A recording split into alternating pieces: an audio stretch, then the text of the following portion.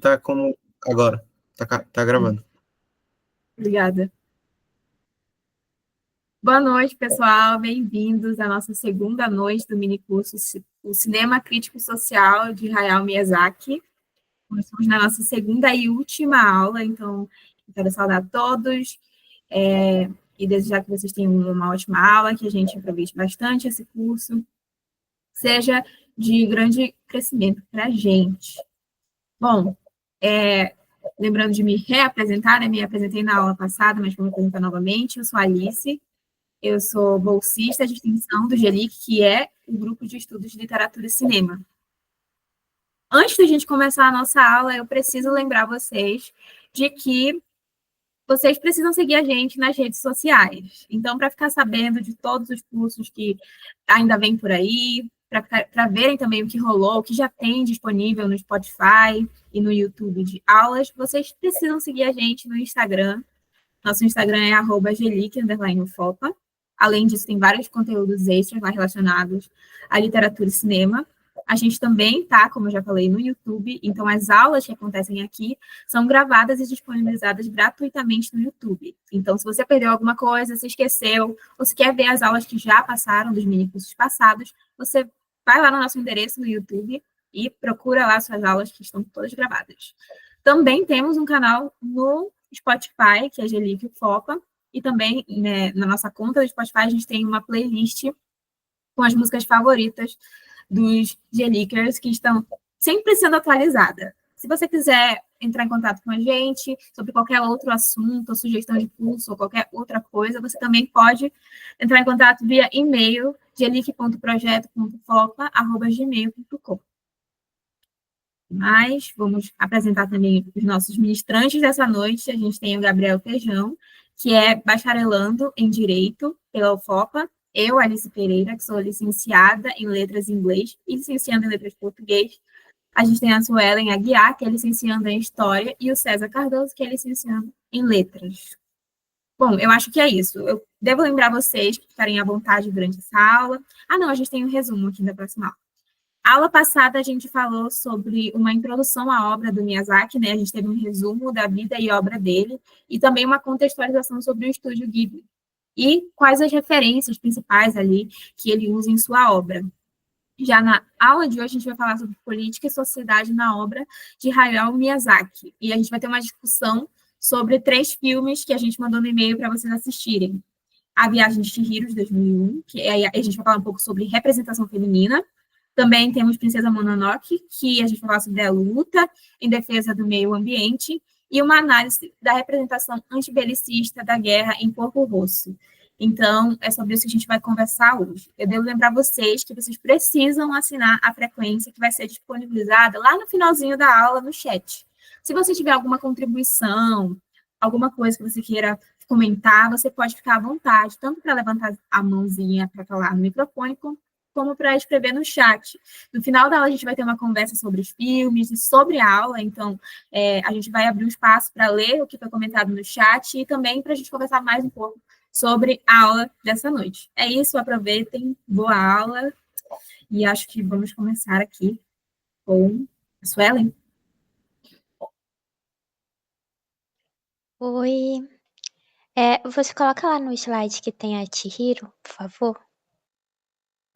Já vai, deixa eu só aceitar aqui quem está pedindo para entrar na sala, que eu já passo.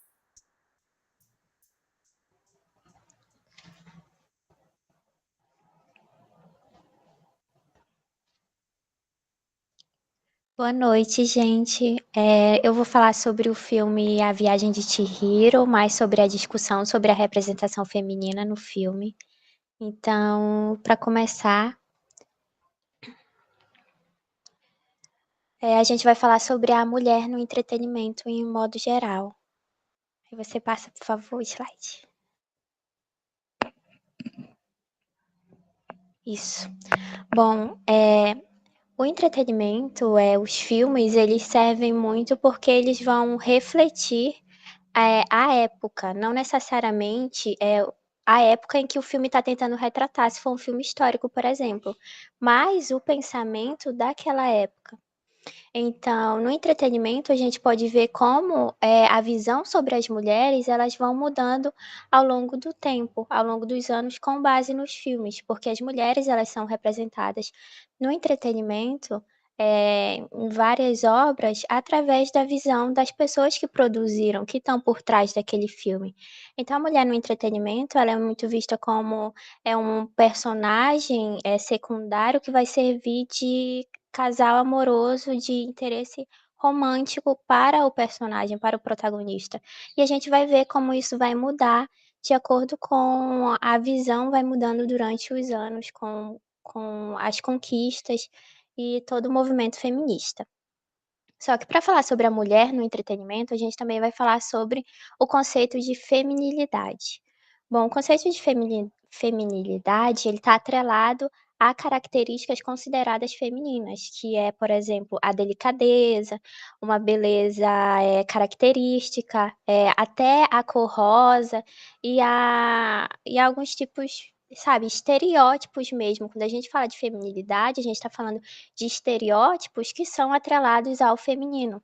Então, a feminilidade, durante os anos, ela vai ser vista como uma coisa que é, digamos assim, que não é aceitável pelos homens. E esse conceito ele vai mudar, a gente vai ter uma reformulação já na contemporaneidade de aceitar o feminino. Mas antes ele estava atrelado muito mais ao conceito de submissão, da mulher sendo submissa. Então a mulher feminina, ela era a mulher delicada, que era submissa ao homem.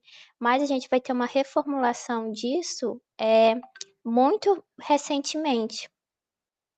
Só que isso vai estar atrelado ao entretenimento dessa forma. E aí, agora a gente vai sair um pouco desses conceitos da mulher no entretenimento e a gente vai focar mais na identificação geral, porque os filmes, eles são muito importantes para as pessoas, para as minorias sociais, que quando elas querem se ver representadas. Então é muito importante que aquela representação seja, feita da maneira correta, porque as pessoas, elas vão olhar para os filmes e querem se sentir representadas, principalmente as minorias sociais. E quando a gente fala de mulher, a gente está falando de uma minoria. Então, eh e aí eu vou falar de novo sobre a questão dos estereótipos, que é geralmente esse conceito de feminilidade que vai estar muito, presente, como aquela mulher submissa e tudo mais nas obras de entretenimento em geral. E aí depois desse conceito geral, a gente vai partir para as princesas da Disney como a representação ocidental desses estereótipos. Então, pode passar para mim, por favor, Alice. Esse é o slide bonitinho e a gente vai começar com a Era Clássica. Bom, a Era Clássica, ela vai ser composta por essas 3 princesas, mas antes de entrar nisso, eu quero falar por que a Disney ela é tão importante quando se trata de representação. Bom, por conta de todo o marketing, no ocidente, né, as princesas da Disney, elas são muito conhecidas, então desde criança, as meninas elas têm contato com as princesas da Disney, então elas vão ver essa representatividade nos filmes, elas vão ver a feminilidade, elas vão ver os estereótipos que são perpetuados nas princesas da Disney. Então quando a gente olha pra Branca de Neve, a gente pode ver a visão que os produtores tinham das mulheres quando eles produziram o filme. Então aí a gente vai ver estereótipos característicos da época, a gente vai ver, toda a questão da feminilidade como uma submissão, que também traz as coisas domésticas. Então quando a gente entra na Era Clássica, a gente está falando daquelas princesas bem mais antigas, que é o caso da Branca de Neve, que é de 1937, aí a gente tem a Cinderela, de 1950 e a Aurora de 1959. A Aurora da Bela Adormecida. Então a gente vai ter, por exemplo, a Branca de Neve, que tinha 14 anos, que era ali uma pré-adolescente, ela vai ter uma maquiagem muito forte, ela já vai ter esse negócio dos afazeres domésticos, então quando Então, são histórias que todo mundo tem contato, porque são histórias clássicas, são histórias da Disney. E essa questão da representatividade, ela é muito importante. E aí, depois dessa era clássica, as coisas vão mudando conforme, os pensamentos vão se reformulando. Então a gente vai ter a era da Renascença, que já vai ser outras princesas, que é a Ariel, de 1989, a Bela, de 1991, a Jasmine, de 1992, a Pocahontas, de 1995 e a Mulan, de 1998. Então aí a gente já percebe uma diferença das princesas da era da Renascença com as princesas da era clássica. Elas já têm outras características que se diferem. E isso a gente percebe como a visão já foi mudando sobre as mulheres, por mais que todas elas tenham um par romântico, a Bela, por exemplo, ela já é mais estudiosa, a Ariel já é mais curiosa, elas ganham características próprias que na era clássica as princesas não tinham. Então a gente vai ter a Pocahontas também. Claro que elas ainda têm, sim, coisas que não se desvincularam da era clássica, mas elas têm mais características próprias. E aí a gente vai entrar na era moderna, que é da Tiana, de 2009, da Rapunzel, de 2010 e da Elsa, de 2013. Bom, aí a gente vai ter uma mudança que também é na questão de representatividade, em que eles vão começar a representar as raças e as diferentes etnias. Então, nós vamos ter a Tiana, que ela já tem um desejo próprio, que é de fazer o restaurante dela, ela já tem um desejo de uma profissão. Então, nós vamos ver aí como a Rapunzel, ela é curiosa e ela é motivada pelo desejo de sair, de conhecer o mundo. A gente tem a Elsa, que é já muito independente. Então, então a gente está observando como a feminilidade, ela está sendo colocada nesses filmes e como os estereótipos, as características das princesas foram mudando conforme os anos, conforme o tempo foi se passando e os pensamentos dos produtores e a Disney como empresa foi se reformulando. E isso, como eu já falei, como a Disney é muito grande e desde criança as meninas têm contato com as princesas, a Disney acaba sendo a produtora que causa maior representatividade, que leva maior representatividade. Não em questão de qualidade que eu falo, mas em questão de produzir bastante e essa produção chegar em muitas pessoas. Então, quando eu falo que a Disney é a representante do Ocidente, não estou falando em qualidade, mas eu estou falando em questão de chegar a essas meninas e ser muito consumida pelo público em geral.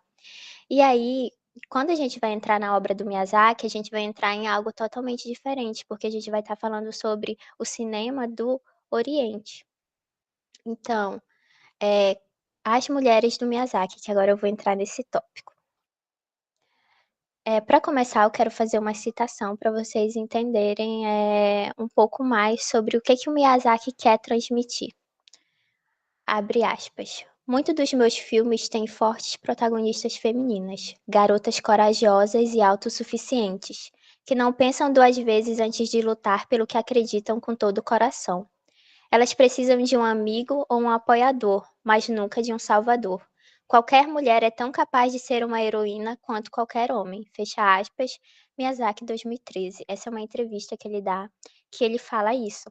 Então a gente pode ver, quando a gente olha para os filmes da Disney, como por muito tempo as princesas precisaram sim ser salvas e o protagonismo delas era pouco. Como a gente vê essa mudança, né, para o Miyazaki, como que ele sempre traz nos filmes, em todos, o real protagonismo, que é o real tempo de tela, a real ação das personagens, motivações muito fortes, e a questão dos homens serem apoiadores, serem instrutores, mas nunca salvadores, serem amigos, e eu vou falar mais sobre essa relação, das mulheres com os homens mais lá pra frente. Então, as mulheres do Miyazaki, elas sempre têm essa característica muito forte, ele representa muito bem, as mulheres nas obras dele. E aí a gente vai começar agora falando sobre o filme mesmo, sobre A Viagem de Chihiro. E aí eu vou dar um pouco de contextualização para vocês sobre o filme, sobre o que acontece logo no comecinho. A Chihiro, ela é uma menina de 10 anos e ela está se mudando com os pais para uma nova cidade por conta de um emprego. E como uma menina de 10 anos, né, que tá indo para algo totalmente novo, que deixou os amigos para trás, ela não tá muito contente. E aí o pai dela resolve pegar um caminho diferente, né, para ir para casa deles. Só que ele acaba se encontrando em um túnel, né, eles acabam dando de cara com um túnel. Aí eles saem do carro e a Chihiro já logo encontra essa estátua e ela tem essa reação de ficar com medo. Esse é um paralelo muito legal com a última imagem que eu vou fazer. Bom, a Chihiro, ela insiste para eles voltarem, mas os pais dela decidem seguir em frente. E aí, quando eles seguem em frente, eles passam pelo túnel e eles sentem um cheiro de comida. Eles chegam, encontram uma barraquinha, né? E eles começam a comer a comida, porque como o pai fala, eles têm dinheiro, ele trouxe cartão, então qualquer coisa ele já pode pagar depois que as pessoas chegarem, porque não tinha ninguém ali, não tinham atendente, só realmente estava ali a comida servida, mas não tinha ninguém. Mas eles foram lá e comeram por causa dessa relação, né, de que, se eu tenho dinheiro, o dinheiro é moeda de troca, então a gente vê a característica do Miyazaki de criticar o capitalismo, que é muito presente nas obras dele também. Essa atitude dos pais da Chihiro de decidir comer ali uma comida que não foi servida para eles, não foi entregue para eles, que não tinham ninguém, mas como eles tinham dinheiro, eles tinham esse poder. E aí eles acabam sendo transformados em porcos, porque a comida, na verdade, não era para ser vendida. O dinheiro não compra tudo, como é uma das mensagens que o Miyazaki vai passar nesse filme. E aí a Chihiro se encontra nessa situação dos pais dela virarem porcos. E aí ela vai iniciar uma jornada, né, para tentar fazer alguma coisa para os pais dela voltarem a ser humanos e como que ela vai lidar, né, com essa transformação, porque é uma menina de 10 anos que acabou de perder os pais, que os pais viraram porcos. E aí ela vai estar em um mundo, né, totalmente novo, porque a gente descobre que a partir do momento que que eles passaram pelo túnel, eles estão em um mundo que não é feito para humanos, é um mundo de espíritos, é um mundo de deuses. E aí, enquanto a Chihiro tá perdida nesse novo universo, ela vai encontrar com o Haku, que é esse menino que vai ajudar ela. Ele vai instruir, falar sobre o que ela tem que fazer, para onde ela tem que ir, mas ele não vai estar presente com ela durante isso, presente fisicamente. Ele vai aparecer ali em algumas cenas, só que ele também vai ter algumas coisas que ele vai ter que fazer, que vai ficar muito que ele vai ficar fora de cena por várias vezes. Então ele instrui a Chihiro que ela precisa trabalhar para ela continuar naquele mundo, e ele fala para ela onde ela pode conseguir um emprego. Então ele vai cuidar das pessoas, né, que estão espantadas como a humana naquele universo, enquanto a Chihiro vai ter que achar sozinha esse lugar e pedir um emprego para que ela possa ficar ali. E na última cena a gente tem a Chihiro já uniformizada, que é o pôster do filme, e a gente pode ver, né, como o semblante dela muda desde a primeira cena. E aí, dando prosseguimento, eu vou falar sobre a caracterização da Chihiro. No próximo slide. Isso. Bom, a caracterização da Chihiro, ela é bem comum, né? O que a gente acaba tirando um pouco daquela visão das princesas, né? Sempre com vestidos muito lindos. É, a Chihiro já vem com uma roupa bem casual, então ela tem ali a caracterização que é o short, uma camisa, e quando ela for trabalhar, ela vai ter um uniforme. Essa caracterização da Chihiro condiz muito com a idade dela e condiz muito com a proposta do filme, que ela vai estar correndo, ela vai estar sempre em movimento. E aí depois eu vou falar um pouco sobre, e agora eu vou falar um pouco sobre a personalidade. Inicialmente, né, a Chihiro, ela é uma menina meio medrosa, mas ela também é uma menina curiosa. E aí a personalidade dela vai se moldando durante o filme, porque ela se inicia, né, com medo, que acabou de acontecer, que é muito normal, né? Eu também estaria com medo se meus pais virassem porcos, eu estaria desesperada, acho que mais que a Chihiro. Então, a gente vai ver como ela vai se tornar ainda mais corajosa, porque eu acho que a Chihiro já é corajosa só de, sabe, passar por tantas coisas. E aí a gente vai ter durante o filme toda a construção de identidade. O filme vai falar muito sobre a identidade. Como a gente vai conhecer vários personagens com identidade, mas a gente vai conhecer também o Sem Face, que é esse que está no primeiro quadro, que está do lado da Chihiro também, que ele é sem identidade. Então a gente vai ver que ele vai absorver a identidade de outras pessoas. E o filme vai falar também sobre a identidade das pessoas que estão ali e sobre a identidade da Chihiro. Porque quando a Chihiro encontra o trabalho, né, dela, para ela assinar o contrato, ela vai precisar dar o nome dela. Então, vai remeter isso ao nome e à identidade. Então, eu vou passar para um pouquinho para o próximo slide, por favor, Alice. Então, isso daí, essas 3 imagens são a Chihiro na casa de banho, que é onde ela vai conseguir o trabalho dela. Todas as pessoas que estão trabalhando aí, elas perderam o nome delas assim que elas assinaram o contrato de trabalho. E isso acontece nesse mundo. Para você trabalhar, você dá o seu nome para Yubaba, que é a personagem que fica com o nome e que tem o poder sobre as pessoas, porque o nome faz parte da identidade. Isso é muito real. Por exemplo, o Japão imperialista, quando ele estava dominando, né, a Coreia, ele tirava os nomes dos coreanos e dava nomes japoneses para essas pessoas. Então, o nome, ele faz parte da identidade, ele aparece no filme. Ele é uma das dos pontos do filme, como o seu nome transmite a sua identidade. E o trabalho ele vai estar atrelado a essa identidade, como a gente vai ver depois. Primeiro eu quero falar um pouco sobre a ganância. Bom, como falado anteriormente, o que os pais da Chihiro fizeram foi também a ganância do dinheiro, a ganância capitalista, que vai estar muito presente na obra do Miyazaki, essa forte crítica. A gente vai ter o no face, né, o sem rosto, que a gente está vendo ele no primeiro quadro já como um monstro, porque ele absorveu a identidade dessas pessoas que tinham muita ganância. Então ele acabou virando um monstro.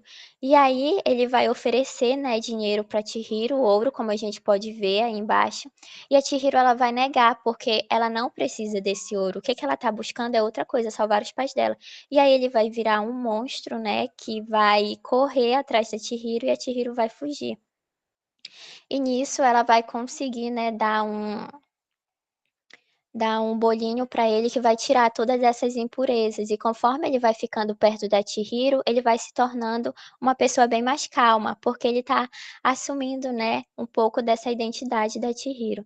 E a gente vai ter muito a dimensão do trabalho. O Miyazaki ele vai criticar, né, como que o trabalho ele acaba tirando a personalidade dessas pessoas e como o trabalho ele acaba virando a vida dessas pessoas. A Chihiro ela vai se destacar muito no trabalho, ela vai se dedicar, ela acaba ficando com os piores trabalhos, mas com a inteligência dela e a coragem dela, ela vai lá e ela vai conseguir fazer um ótimo trabalho. Ela acabou ficando com o pior, mas ela vai conseguir se destacar. E aí a gente vai falar sobre o amadurecimento da Chihiro, que é muito presente. No próximo slide, por favor. Isso. Bom, a Chihiro, ela vai amadurecendo, ela vai se tornando independente. A gente vê que ela era muito dependente dos pais dela, porque ela era uma criança de 10 anos. Mas conforme ela tem que se virar sozinha, ela acaba se tornando muito independente. E a gente vai ver esse amadurecimento dela, porque ela é uma criança que é colocada para trabalhar, ela é colocada dentro de uma casa de banho para ter esse trabalho. Então ela acaba assumindo esse aspecto adulto, né, que é você ter um trabalho, você participar desse mundo. E a gente vai ver como ela vai amadurecendo nas relações e todos os aspectos da Chihiro. E aí eu vou falar um pouco sobre o relacionamento, né. Bom, a Chihiro, ela é uma personagem feminina que ela que ela não tem, um relacionamento amoroso, a gente vai ver ali uma questão de amizade, que ela vai ter muito forte. Como o Miyazaki já falou em entrevistas, não é porque é uma menina e um menino que eles têm que ser par românticos. O Miyazaki, ele quer levar a questão do amor e ele leva a questão do amor para além de algo romântico e para a questão de amizade também. Então a gente vai ter muito forte no filme as amizades da Chihiro. Então o Haku, ele tá ali para ser amigo da Chihiro e para ajudar ela, porque ele tem mais conhecimento sobre aquele mundo, assim como outras pessoas que também vão fazer parte da jornada da Chihiro. Mas ela mas ela tem a jornada dela, que ela tem ajuda, e ela vai se tornando cada vez mais independente. E aí eu vou falar mais sobre algumas personagens femininas também que vão aparecer, que não é só a Chihiro que a gente vai ter de representação feminina. Pode passar o slide, por favor. Isso. A gente vai ter mulheres que vão ajudar a Chihiro, como falado na aula passada, né, da terça passada. O Miyazaki, ele sempre vai ter essa questão de personagens não serem totalmente mais ou totalmente bons. Bom, primeiro a gente vai ter a Lin, que ela trabalha na casa de banho, né, ela acolhe a Chihiro e ela começa a trabalhar com a Chihiro, e ela vai ajudar muito a Chihiro, ela vai se preocupar com ela, vai sempre ajudar, e a gente vai ter também a Yubaba. A Yubaba, ela é a dona da casa de banho, ela é uma pessoa muito gananciosa, ela que vai, ter esse poder sobre as pessoas, roubando, pegando o nome deles, né, de todo mundo que trabalha lá. E a gente vai ter a irmã gêmea da Yubaba, que é a Zeniba. A Yubaba, inicialmente, ela aparece como uma pessoa que vai dar o trabalho para Chihiro, mas ela também é uma pessoa que tem essa dualidade de também, exercer poder sobre as pessoas. E a Zeniba, ela vai aparecer como uma antagonista também, mas conforme a trama vai se desenvolvendo, a gente vai ver que ela vai ajudar a Chihiro, o sem o sem face, o sem rosto. Ele vai ficar com a Zeniba, ajudando ali, trabalhando também.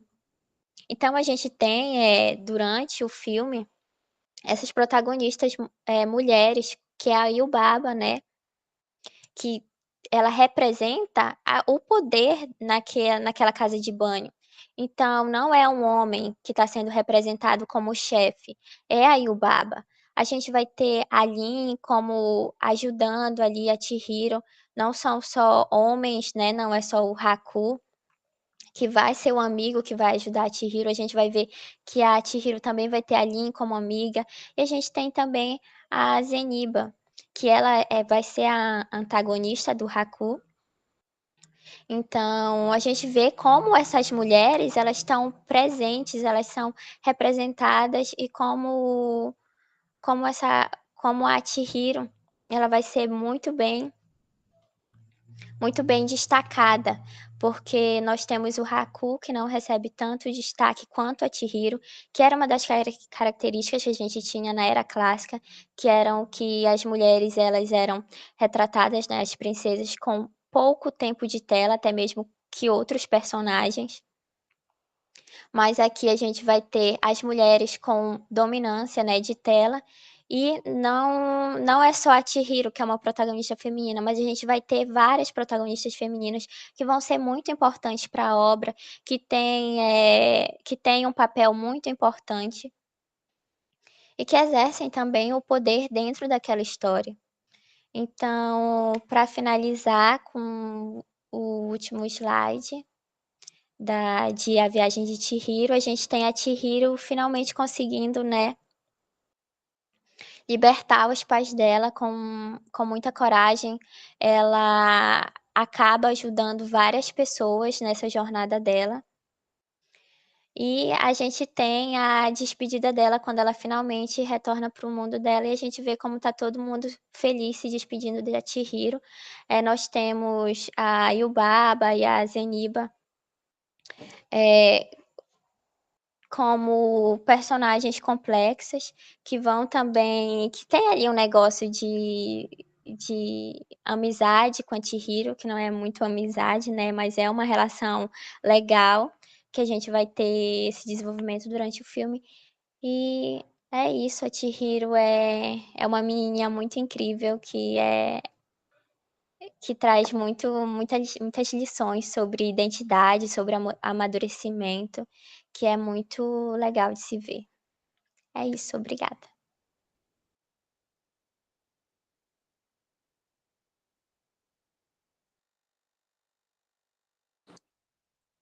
Boa noite, gente. Eu vou falar hoje sobre a luta em defesa do meio ambiente em Princesa Mononoke, que é um filme de 1997. E pode passar a slide, por favor. Bom, para começar, eu vou contextualizar um pouco do filme, né? Mas antes de contextualizar, eu vou explicar logo a cena inicial do filme, que é o príncipe Ashitaka lutando contra um deus que está enfeitiçado pelo espírito da maldição. A gente começa já o filme com o impacto dessa cena, porque a gente pode analisar essa cena inicial como uma metáfora para a destruição dos habitats. O que a luta do Nago, que é o deus que está possuído, que agora virou um demônio, ele está destruindo tudo que ele está tocando. Mas antes, ele lutava pela preservação. Então, a gente já começa o filme com essa representatividade de destruição dos habitats, porque o filme começa já falando que a Terra antes era coberta por florestas, mas aí houve os humanos, né, começaram a destruir. E agora mesmo, contextualizando o filme, a partir dessa cena, a gente vai acompanhar a jornada do Ashitaka, porque durante essa luta que aconteceu no começo, ele pega a maldição, ele é amaldiçoado, ele não pode permanecer na vila, então ele vai atrás da busca pela cura, e nessa jornada dele, ele acaba esbarrando com dois mundos, que é uma guerra, que ele conhece duas personagens, e aí a gente vai acompanhar tudo que vai desenvolver, todo o desenvolvimento de Princesa Mononoke, mas aí a gente vai também acompanhar como toda essa luta que está acontecendo vai afetar tanto os humanos quanto a natureza. Pode passar isso, por favor. Bom, aí a gente chega na crise ambiental mesmo, para a gente acabar assimilando, né, fazendo a analogia entre o filme e a realidade, porque apesar do filme ser toda uma história fictícia, com personagens que sejam marcantes, a gente consegue assimilar com o que acontece, que acontece e o que está acontecendo na nossa vida real. E aí a gente vai contextualizar desde o começo, desde a valorização à destruição.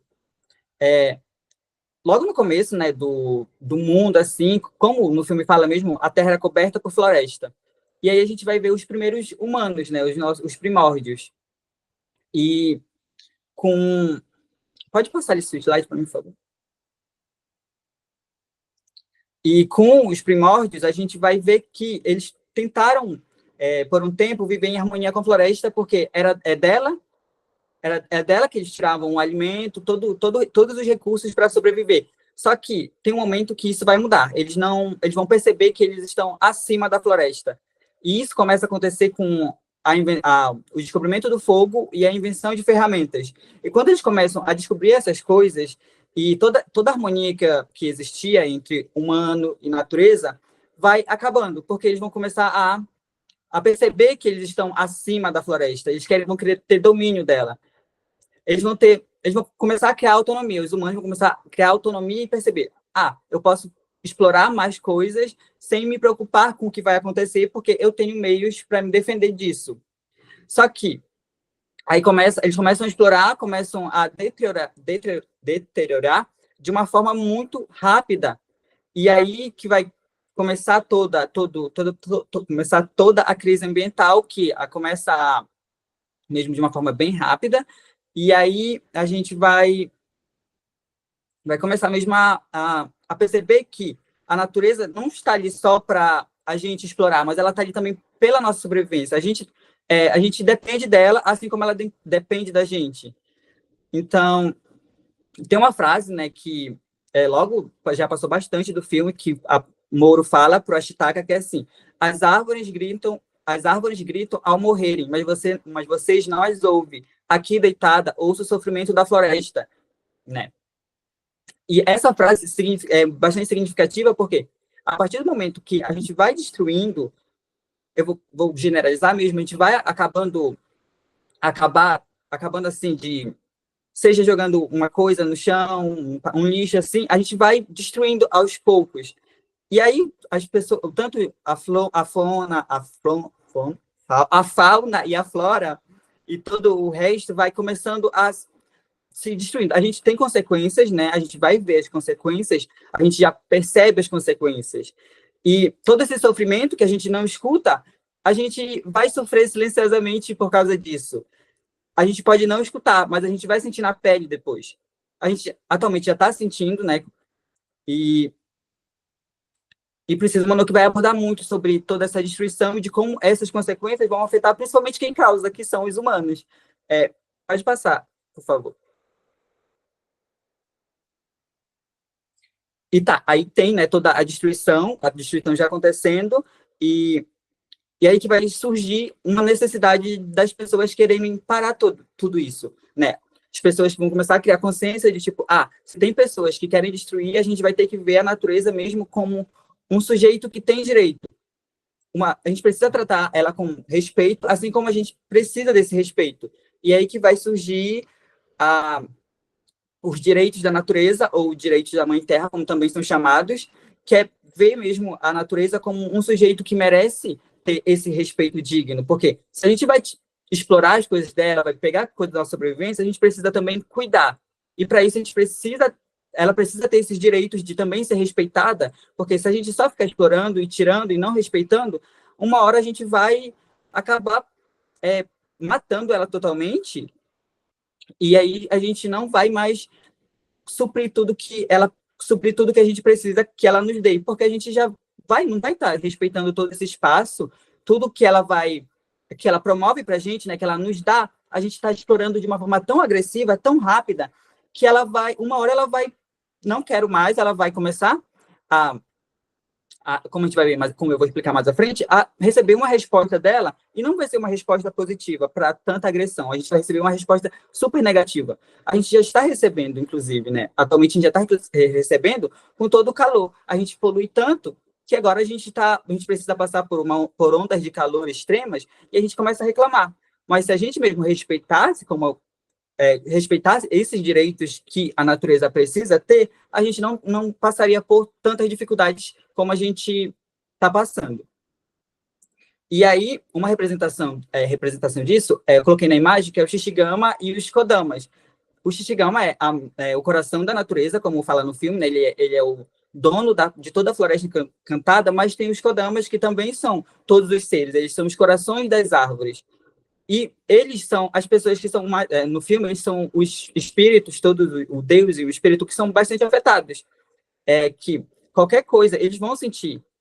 E é essa busca pelos direitos que é a representação no filme. Eles querem o direito de poder ter essa conexão com a natureza ainda, sobreviver através dela. Eles sobrevivem se a floresta estiver viva. Mas se ela começar a morrer, se os outros personagens, né, do filme começarem a mesmo destruir toda a floresta, a cada momento que vão destruindo, eles vão perdendo o habitat deles, eles vão começar a morrer, e o Shishigama não vai ter tanto controle sobre isso. Então, no filme mesmo, a representação dos direitos da natureza é bastante forte nos Kodamas e no Shishigami, porque eles são mesmo os espíritos da floresta, eles estão ali para cuidar dela, mas aí eles começam a receber respostas negativas dos humanos, e aí eles começam a se perder, eles não têm muita luta. é como, né, na frase falou que as árvores morrem e ninguém escuta. Eles morrem em silêncio, eles não têm como lutar muito contra isso. E as árvores também não têm, voltando aqui para a realidade, as árvores não lutam contra a destruição. A gente vai destruindo, elas vão morrendo, a gente não tem muita preocupação de, será que ela vai reclamar? Não vai. E no filme, eles não reclamam. E aí eles vão tendo que suportar toda a floresta sendo mesmo bem massacrada pelos humanos.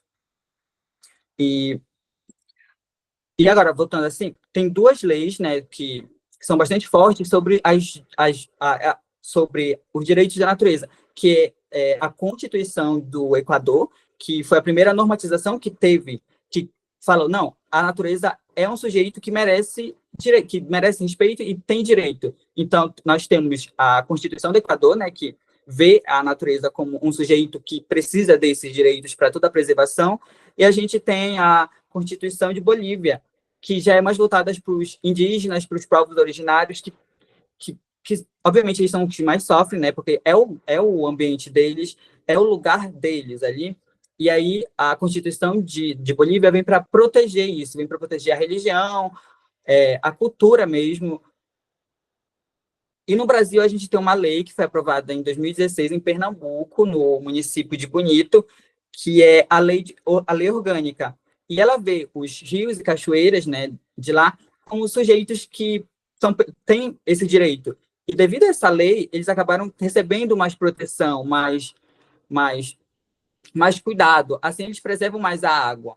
E a gente vê que a gente precisa de mais leis assim, porque Pernambuco, lá no município de Bonito, foi o primeiro passo que a gente deu aqui no Brasil, de verdade, que vê algo da natureza como um sujeito que merece respeito, merece todo esse cuidado a mais. E pode passar o slide. E aí a gente vai entrar no tópico de exploração e guerra ecológica. Eu não poderia representar esse tópico sem não mostrar a Princesa Mononoke e a Lady Bosch. A gente tem de um lado uma com um objetivo e do outro uma outra com um objetivo super diferente, super mais superficial, e elas têm essa guerra. Então a gente tem a Lady Bosch, né, que tem a mina, que é a Cidade de Ferro, e que ela tira recursos da natureza, só que ela não vai respeitando, ela não vê a natureza como ela só vê como algo que vai dar os suprimentos que ela quer. Ela quer ter poder sobre toda a terra, que assim ela vai começar a tirar minerais mais rápido, e aí ela vai começar a ter uma terra rica. Ela até mesmo fala no filme que ela precisa que os animais não sejam mais racionais, que eles não precisam lutar contra ela, porque assim ela vai transformar o mundo dela ali, um mundo mais rico, mais sustentável para ela, para o enriquecimento da mina, para o enriquecimento das pessoas que ela protege e para todo um desenvolvimento maior. Isso ela consegue porque com o avanço da tecnologia que os homens que trabalham para ela, que moram ali na vila dela, vão avançando. Aí do outro a gente tem a Princesa Mononoke, né, a Sen, que já vai lutar contra o oposto. Ela quer preservar a natureza de um jeito ou de outro. Nem que para isso ela precise acabar matando a Lady, porque o maior desejo dela é matar ela. Então, o objetivo da Lady é também destruir as pessoas e os espíritos e os deuses que tentam preservar ali de uma forma, e isso prejudica ela. E aí a gente começa essa guerra de saber quem vai vencer. E aí tem o desenvolvimento, né, dessa destruição e da sustentabilidade ambiental, de toda a resistência que tem. Então, essa guerra vai acontecendo de uma forma mais pesadinha, mais óbvia, se a gente vê que está acontecendo ali. Obviamente, tem uma guerra ali, só que tem uma guerra mais silenciosa, que é a guerra ambiental. Enquanto umas lutam contra uma outra, tem esse embate assim, bem direto mesmo, de querer matar uma outra para preservar os humanos e os interesses mesmo, e enquanto a outra quer preservar a natureza, mas de uma outra forma, assim, já destruindo quem ela acha que está mesmo matando. Só que a gente não vai ter um foco muito maior de como a natureza está reagindo assim, reagindo mesmo, porque a gente vai ter mais as pessoas lutando por essa sobrevivência dela do que um foco mesmo nela. E aí a gente vai ter as tribos, dos macacos, que vai ter uma representação também muito grande, igual a Princesa Mononoke. Apesar de eles não aparecerem muito, eles aparecem em 2 cenas, mas é justamente para mostrar tudo o que está acontecendo a partir do que a Lady está fazendo, é que eles até tentam modificar o que eles estão sentindo, que eles querem, que eles precisam destruir, eles tentam até comer o Ashitaka, justamente para pegar a força dele. Eles querem ter as forças que os humanos têm, porque com o avanço mesmo que a Lady está tomando, de usar as armas, de melhorar as armas, de ferir mesmo bastante, tanto que a partir de uma bala ela conseguiu transformar um javali, um deus, em um demônio, que acaba destruindo também a natureza, ela vai começar a usar isso bem forte. E aí eles tentam resistir a essa guerra, nessa guerra ecológica, tentando plantar árvores. Eles falam, nossa, a gente está tentando plantar árvores, mas elas não conseguem crescer porque os humanos tiram antes delas se fortificarem. E aí eles querem essa vingança. Eles mostram, tipo, sabe, esse embate mais racional de, eu planto, mas se você vai me tirar o que eu estou tentando produzir, eu vou tirar o que você também vai produzir, que no caso dos humanos, eles queriam tirar a vida para pegar toda essa força, porque eles são, apesar disso, eles são macacos, né? Eles não têm tanta força quanto os humanos têm. Pelo menos os dos filmes eles acham isso. O do filme eles acham isso, e eles acham que matando os humanos e devorando eles vão pegar essa força e eles vão conseguir destruir.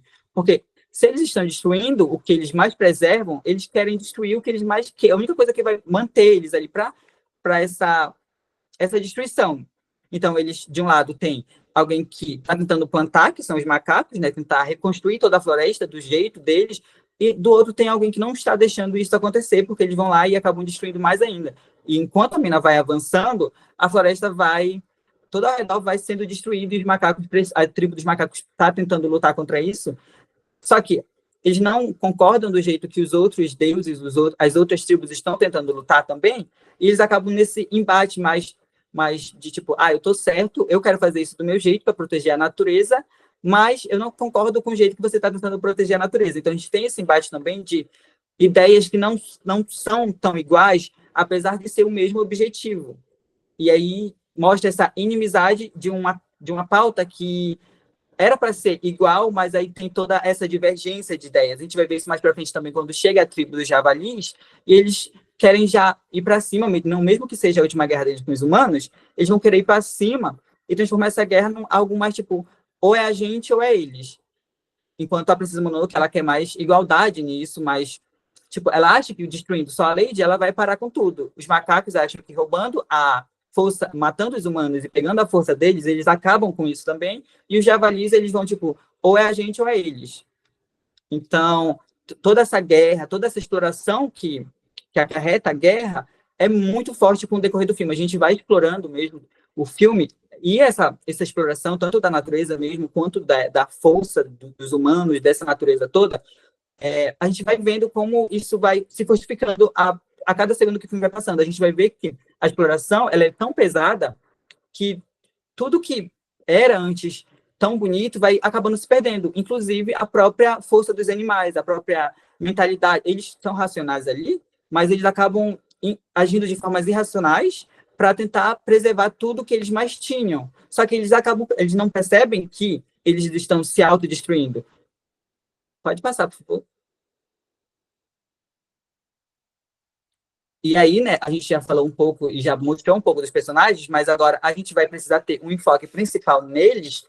E aí a gente começa, né, com o Ashitaka, que é o príncipe que tá em busca dessa jornada, dessa cura que ele precisa ter, por causa que a maldição, a partir do momento que ele vai sendo consumido pelo espírito da violência e do ódio, acaba que a maldição vai se espalhando pelo corpo dele, e isso vai gerando a morte dele. Ele vai tentar lutar contra isso com o decorrer do filme, ele vai representar esse mais equilíbrio, mas daqui a pouco eu volto para ele de novo, que a gente vai falar sobre as outras duas personagens femininas. E a gente vai começar com a Sen, né, a Princesa Mononoke, porque ela vai representar a conexão da natureza com os humanos, porque ela é uma ela é uma humana, mas ela foi criada por lobos, então ela acha que é um lobo também, ela não tem esse contato, tipo, amigável com os humanos, ela não cresceu com isso desde quando ela foi jogada para Moro, e quando ela foi adotada, ela acaba tendo essa personalidade, mas tipo, se eu cresci com eles, eu vou ser eles. Então, ela vai representar essa conexão da natureza com o humano, e também ela vai representar a luta pela preservação da natureza. E isso é todo filme, ela vai lutar por essa preservação. E isso acarreta que ela demonstra ser muito um espírito da natureza, um espírito da resistência, porque ela está resistindo e ela está vendo todo mundo, os principais afetados vão ser a família dela que criou ela. Então, ela fala, eu odeio humanos, mas se ela foi criada na realidade, onde os humanos mesmo destroem alguém que cuidou dela, ela vai ter esse apego maior e vai mesmo odiar. Agora, se alguém mesmo, levando mais para o lado pessoal, se alguém tentasse afetar a minha família, obviamente eu ia, né, não defender as pessoas que estão maltratando alguém.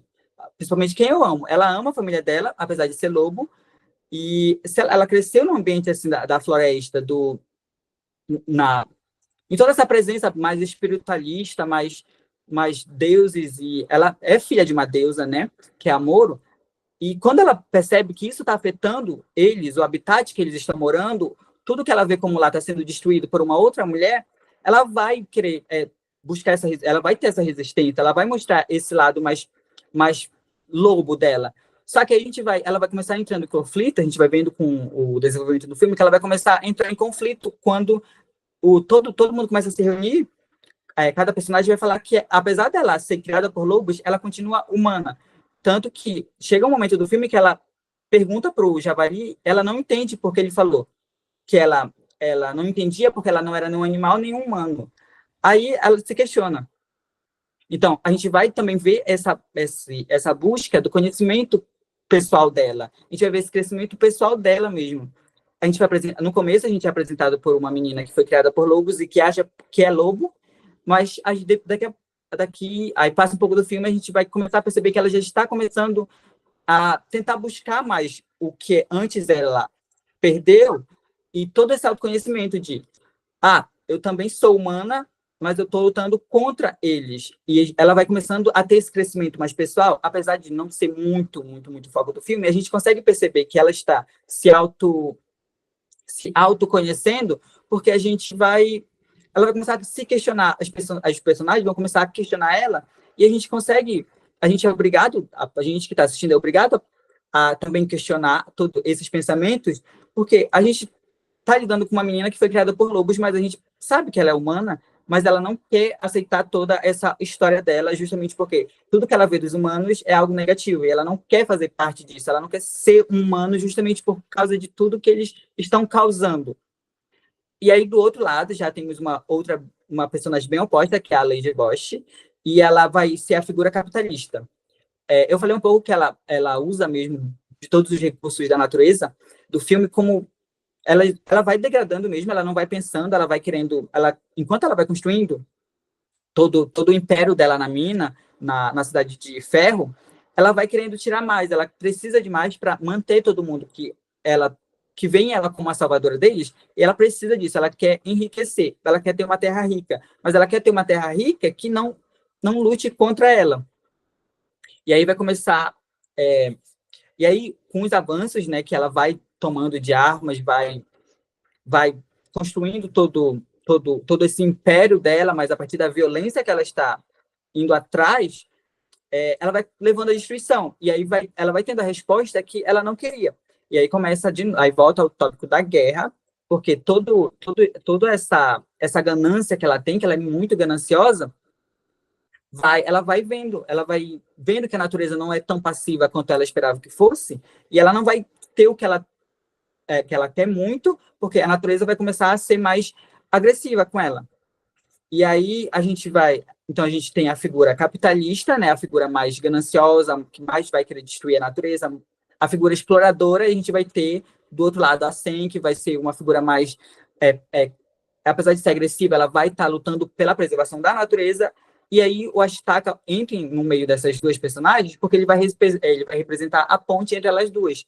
Ele vai querer, ele convive nesses dois mundos.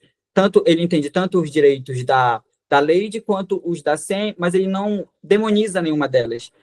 Porque ele é um personagem que vai se encaixar bem no meio delas duas para tentar equilibrar. Ele vai mostrar o tanto que ela pode sim explorar a natureza e assim pode sim lutar contra isso, mas eles não precisam lutar contra si, porque eles não são inimigos um do outro, eles podem conviver. Então ele vai representar toda esse equilíbrio mesmo que elas precisam ter. Ele vai representar bastante o equilíbrio, enquanto uma vai representar mais uma coisa de agressiva, mais de destruição, e a outra vai representar mais a resistência.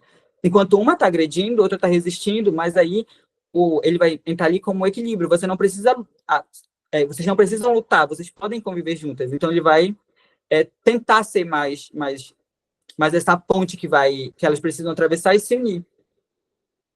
Pode passar, por favor.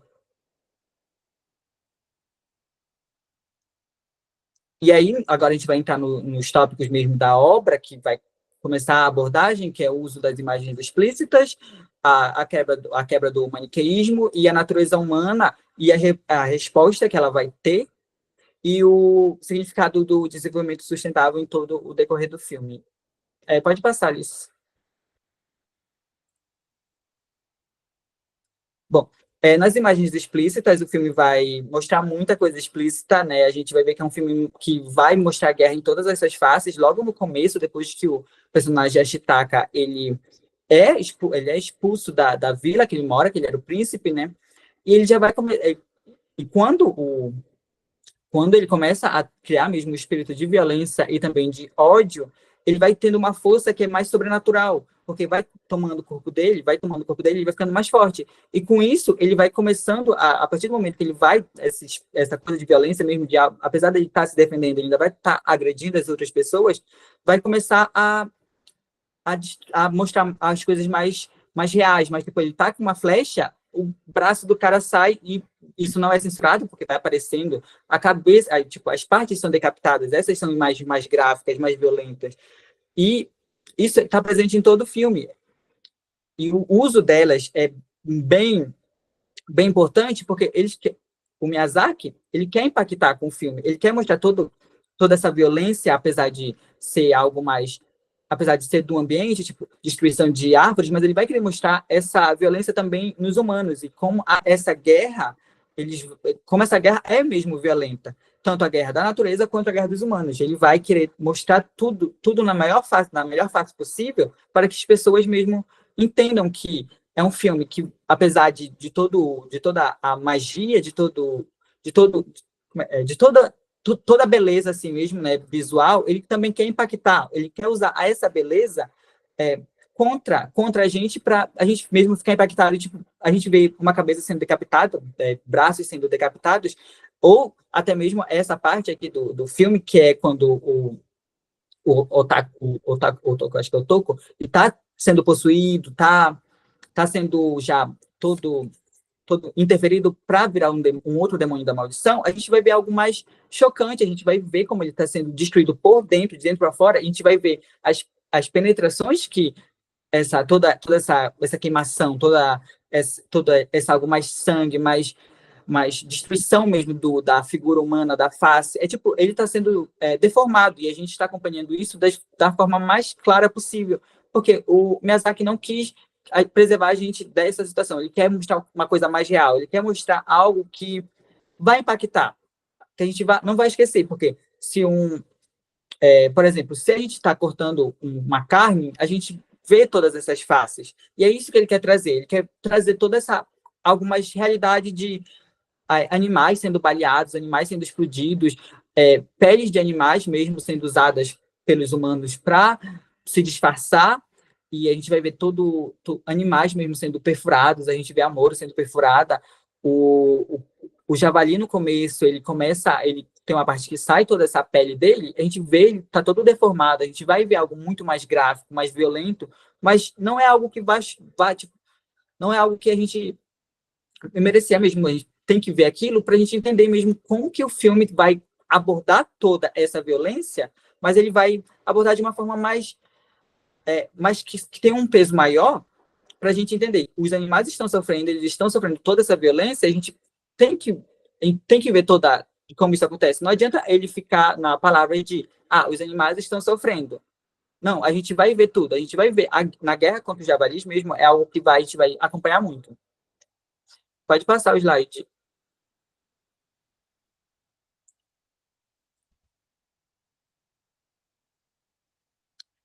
E aí a gente vai, né? Tem todas as imagens explícitas já, que tem um significado, esse significado mais para o lado pesado, mas a gente vai ter a quebra do maniqueísmo. E isso é muito presente mais na Lady, porque a gente, na percepção de pessoas assim, que não precisam de profundidade, mas a gente tem que focar na profundidade dos personagens, a gente vai ter a quebra do maniqueísmo. A gente não vai ter personagens bons, a gente não vai ter personagens totalmente bons e nem personagens totalmente mais. E esse é o principal caso da Lady, né? Que o pessoal vai falar, nossa, ela é a vilã do filme. Mas as pessoas que ela acolhe, tanto as mulheres que eram levadas para o bordel, ela vai pegar essas mulheres, ou os que estão doentes, os homens que estão doentes, pessoas que são marginalizadas pela sociedade, eles vão ver elas como uma heroína. Eles vão tratar ela da melhor forma possível, mas aí a gente vai ver, a gente de fora vai ver, nossa, mas ela está destruindo a natureza. Mas os personagens do filme, eles não veem isso. Eles veem ela como a salvadora deles, e eles vão proteger ela da melhor forma possível, da melhor maneira possível, porque ela salvou eles. E se ela salvou eles, ela não é a vilã da história. Ela é a boa. Os vilões da história vão ser quem está tentando destruir ela, porque se uma pessoa tão boa uma pessoa tão boa com eles está sofrendo esse ataque, eles vão lutar contra isso. Mas também a gente tem a Sen que, apesar de estar lutando também o oposto, né, lutando contra toda essa destruição, ela vai ter esses pensamentos mais pesadinhos, que eu preciso matar a Lady. Então, toda essa luta de não ter um personagem totalmente bom no filme, um personagem que é totalmente o vilão, vai ter a quebra do maniqueísmo. É um filme que não vai tratar os personagens, tipo, eu preciso que esse personagem seja totalmente bom. O Ashitaka também é um personagem que ele acaba destruindo, ele acaba mesmo decapitando alguns homens, tendo esse lado mais violento dele, mas a gente não pode usar a maldição como desculpa, porque ele quis atirar neles. E a partir do momento que ele quis atirar nele, foi um direito dele, não foi da maldição. A maldição dá forças. A maldição dá forças e vai consumindo o corpo dele. Mas ele não muda a mente dele. E não mudar a mente significa que ele ainda tem essa autonomia dele mesmo. A maldição está consumindo ele, mas ele não é um personagem que vai ser totalmente bom, porque ele tem esses lados mais violentos. E se ele está sendo consumido pelo ódio, pela raiva, a maldição vai ver isso como vai se aproveitar disso e vai começar a dominar o corpo, mas para matá-lo. E na Lady algo mais anti-heroína mesmo, que ela é uma personagem que tem uns pensamentos mais gananciosos, mas a gente vê isso só. A gente, que é telespectador, vê isso, e os personagens que ela salvou, principalmente as mulheres, né, que ela tirou do bordel, não veem isso. Eles vão ver ela como uma heroína mesmo, do começo do filme até o final. Eles não vão mudar esse pensamento dela porque ela está destruindo, ela matou alguém, ela fez de tudo para tentar mesmo fortalecer a vila, fortalecer o que eles mantêm ali, aumentar toda essa capacidade deles. E tanto para eles quanto para os homens mesmo, ela vai ter essa representatividade mais forte, e para a gente ela é a vilã. Só que a gente também precisa entender todos os lados, porque ver ela como uma total vilã não vai entender o filme, porque o filme tem essa quebra do maniqueísmo. A gente levasse, tipo, a Sen é a boazinha e tal, é a princesa Mononoke. Não, ela não é totalmente boazinha se ela está tentando matar alguém, se ela está tentando destruir toda uma sociedade ali de uma forma mais brutal. E aí o Ashitaka também vai ter, apesar dele ser um equilíbrio, a ponte entre elas duas, ele vai ter esse lado mais que não é totalmente bom, não é totalmente mal. E pode passar, por favor.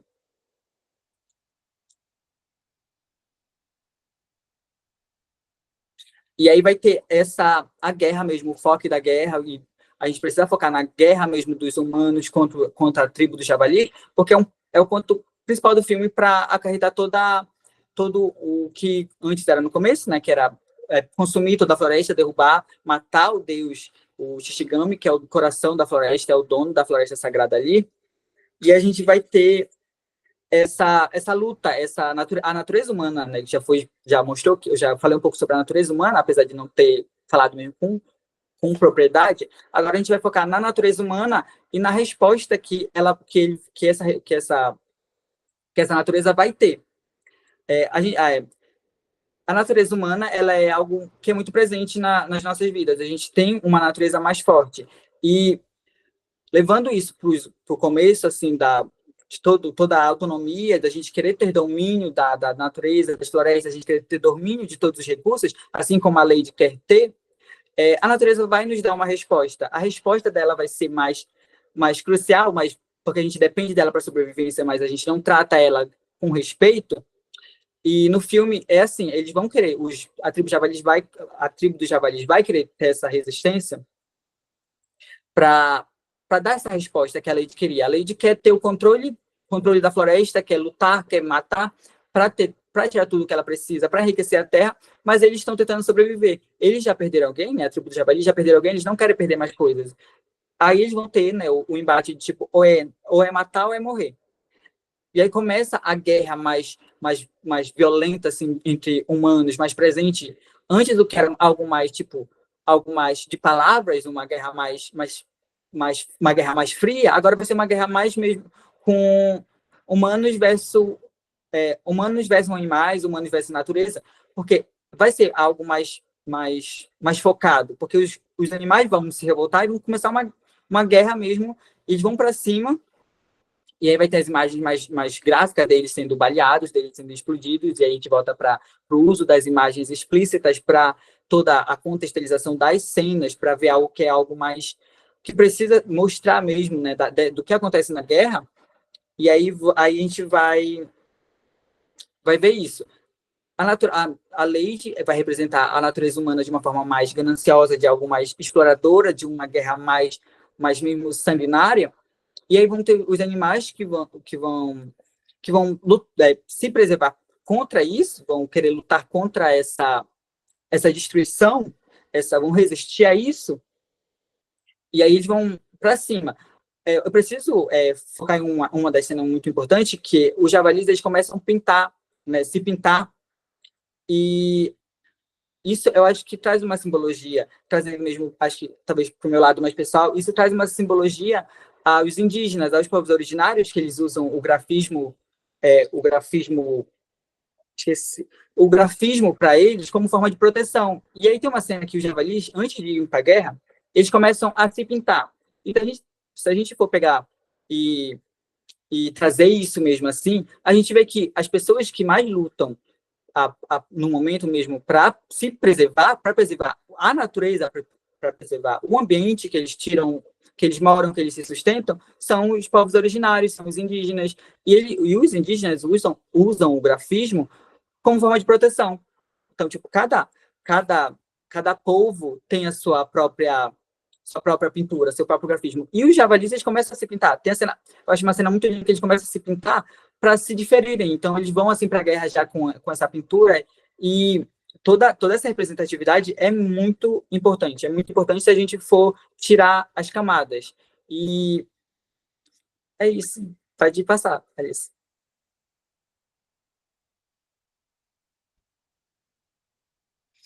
E aí a gente vai chegando já, né, nas partes finais do filme, que vai acontecendo, eles vão conseguindo o que eles queriam, né, a Lady e os outros humanos, porque eles foram divididos em dois motivos mais pessoais, enquanto a Lady quer um recurso, o grupo do Imperador, ele quer a cabeça do deus da floresta, o Shigami, para algo mais superficial, ele quer a vida eterna, ele quer a mortalidade, mas ela quer a natureza para ela, para poder tirar os recursos. E aí a gente vai chegando na reta final do filme, nos 30 minutos finais, que vai começar. E aí a tribo dos macacos voltam, dos macacos voltam para falar que, apesar de tudo, eles não protegeram a natureza. Aí aparecem os animais fugindo. Aí os macacos aparecem e falam: vocês não protegeram a natureza já está morta.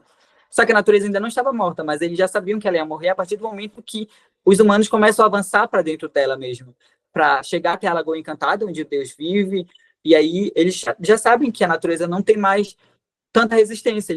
Os animais não conseguiram resistir, os javalis já estão mortos e a natureza já tá sendo destruída para toda essa engrenagem, para toda essa... Eles falam no filme que só um disfarce, é só para provocar os animais, toda a destruição das árvores, eles mostram isso. Então, tudo que eles estão caminhando assim e se encaixando mais, entrando, usando a pele dos javalis para conseguir o que eles mesmos querem, eles já estão destruindo a natureza mesmo, já estão tendo esse domínio. A tribo dos macacos é o primeiro a perceber que o objetivo deles está sendo cumprido, dos animais, já está sendo... dos animais não, dos humanos, já está sendo... Eles já estão conquistando ali, já estão conquistando a floresta. E aí a gente vai ter o Lorde Otoko, que é o mestre do javali, da tribo do javali, né? O mestre não, ele é um dos deuses também, que começa a ser consumido pelo espírito do medo. Ele não quer morrer, ele quer continuar lutando. E isso acaba gerando que ele começa a se transformar mesmo num outro demônio da maldição, e isso vai consumindo ele, ele é cego, então ele não vai percebendo que os humanos, que ele está sendo enganado pelos humanos, ele acha que o exército dele de javalis vão todos mortos, e isso vai ficando mais isso vai consumindo ele. Então ele não quer morrer, porque ele quer continuar lutando, mas aí esse medo de morrer vai transformando ele no demônio. Então aí vai ter as imagens mais gráficas assim dele se transformando, das perfurações, né, que vai consumindo de dentro para fora. Ele vai levar a Sen com ele.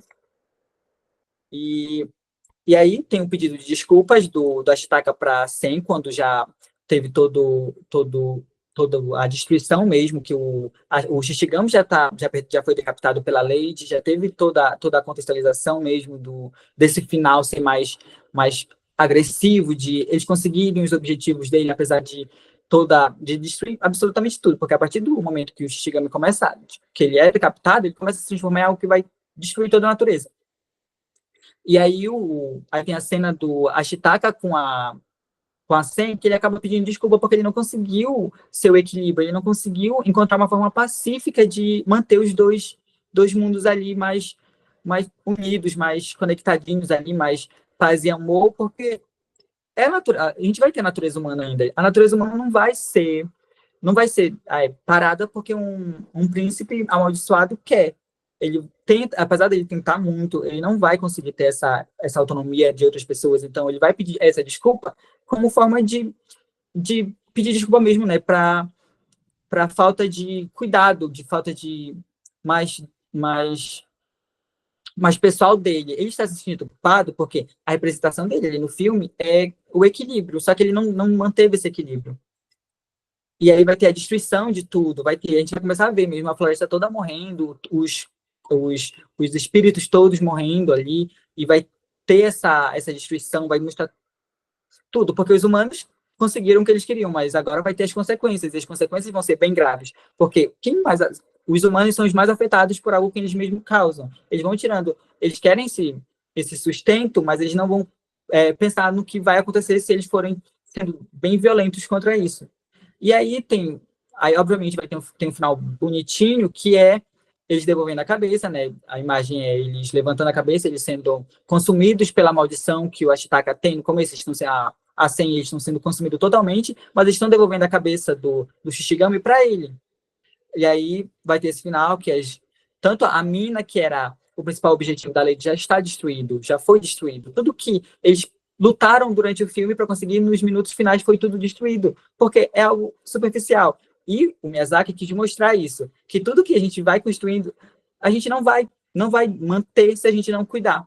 E aí vai ter a destruição da mina, então vai ter a destruição da floresta e vai ter os humanos correndo disso. O que antes eles lutaram para ter, agora que eles têm mesmo, eles estão fugindo porque é algo que está sendo muito, muito agressivo com eles. E aí a gente depois vai ter a Lady já vai querer agradecer o Ashitaka por ter salvado ela, e vai ter todo todo esse contexto. Então, para finalizar, eu queria falar que o filme mesmo, ele vai mostrar todos esses lados, tanto um lado mais agressivo, um lado que vai resistir a essa agressão, ver a natureza como mesmo alguém que merece esses direitos, e aí vai ter a representação disso em todo filme, que a natureza vai tentar resistir, e a gente vai ter também toda essa exploração. A gente vai ter, o foco principal do filme é humano versus natureza.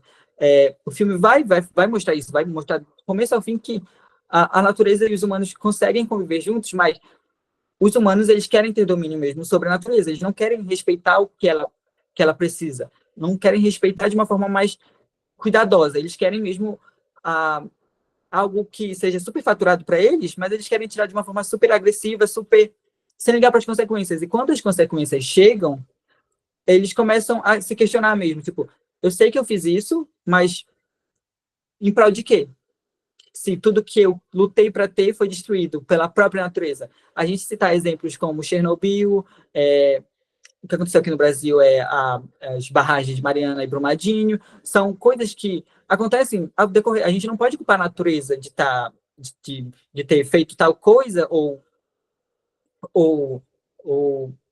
só culpar mesmo, sabe? Tipo, ter ela como a vilã da história, sendo que os vilões mesmo talvez sejam nós, porque a gente está destruindo tudo que a gente tem como algo de graça, a gente vai destruir de uma forma mais pesadinha assim. E aí, quando ela dá essas respostas para a gente, né, da nossa natureza humana, a gente não percebe. E aí eu vou encerrar, acho que minha aula, porque acho que já passou da hora, mas é isso, gente. Obrigado. Boa noite.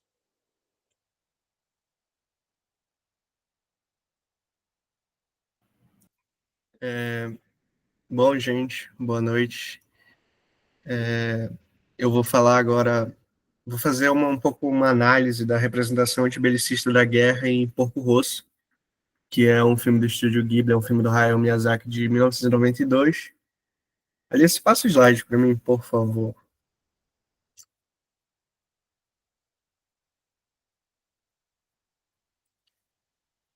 Bom, mas antes, eu queria trazer assim, por que a gente está discutindo, afinal, um filme que fala sobre política e sociedade, um filme que consegue, assim como a literatura, assim como um ensaio, ele consegue conceber ideias, ele consegue propor ideias para a gente, como ele consegue propor uma ideologia, ideais políticos dentro de um filme, como isso é possível.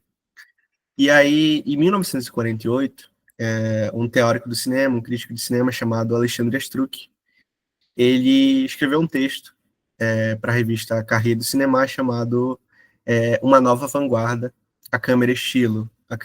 Câmera estilo, estilo em francês é caneta, então seria a câmera caneta. Então, ele começa a fazer um estudo que, a partir da questão sonora, a partir que o som chega ao cinema, a partir dos anos 40, o cinema começou efetivamente a se tornar uma linguagem. Então começou a conceber ideais políticos, muito mais do que meramente o que era feito no cinema mudo, que era basicamente um teatro filmado, que ele mesmo chama no texto. Esse passa o slide, por favor.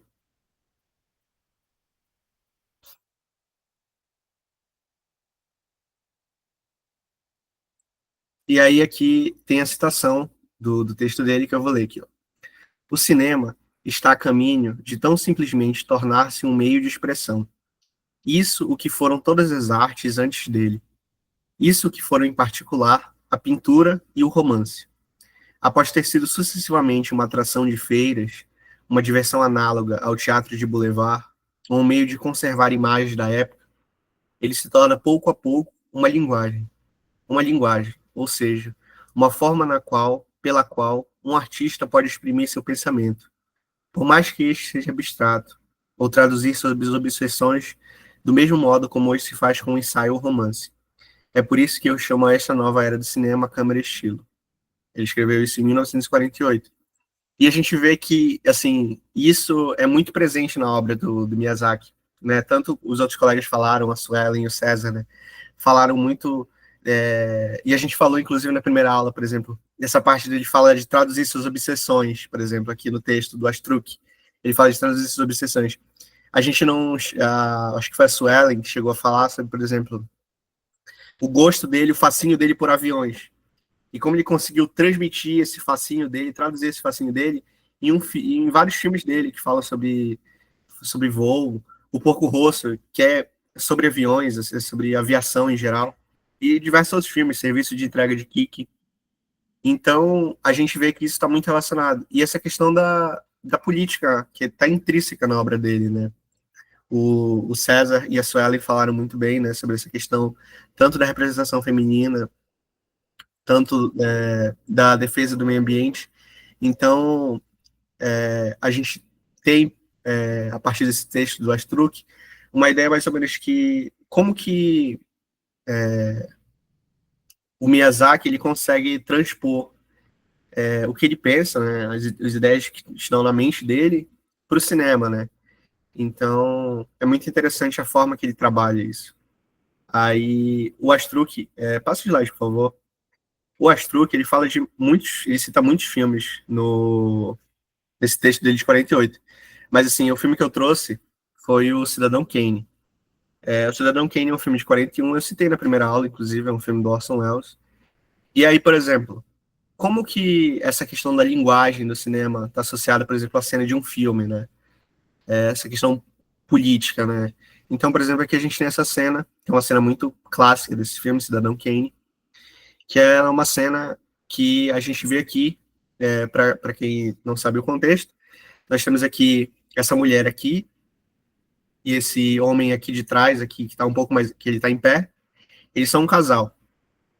E aqui nós temos um empresário, um contador, que está sentado do lado dela, que está dando esse contrato para ela assinar. E lá no fundo, bem no fundo da janela, depois da janela, a gente pode ver que tem uma criança lá. Então, assim, o que esse plano, esse plano tem a nos dizer, assim, o que a linguagem do cinema consegue construir, né? Que, assim, aquela criança, dentro desse núcleo familiar, a gente pode ter uma visão assim, que dentro desse núcleo familiar, essa criança, ela não tem tanta relevância. Ela é pequena em relação a esses outros elementos da cena. Isso que o diretor quer passar pra gente. Então, isso é política também, né? Porque muitas vezes as crianças, elas sempre foram postas na sociedade como seres humanos de menor relevância. Então, por exemplo, aqui no Brasil, a gente vai ver que só com a Constituição Federal que as crianças começam a ser tratadas definitivamente como seres humanos, como cidadãos brasileiros.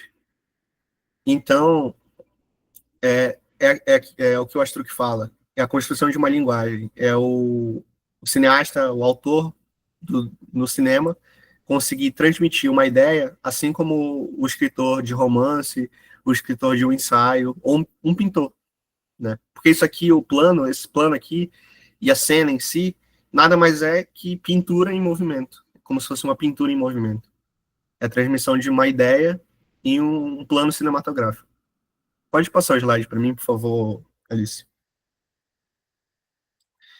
E aí, entrando mais no contexto sociológico, filosófico do filme, né, do Porco Rosso, eu quis trazer uma ideia aqui de antibelicismo que é muito ligada ao Noam Chomsky, né? O Noam Chomsky é um filósofo, sociólogo, muito importante na contemporaneidade, e ele traz aspectos na obra dele, né? Depois eu vou colocar uma obra dele aí, uma citação, mas a obra é Quem Manda no Mundo, né? Que foi a obra que eu utilizei para basear, para falar um pouco, né? De como está ligado o Chomsky e o Porco Rosso. Né?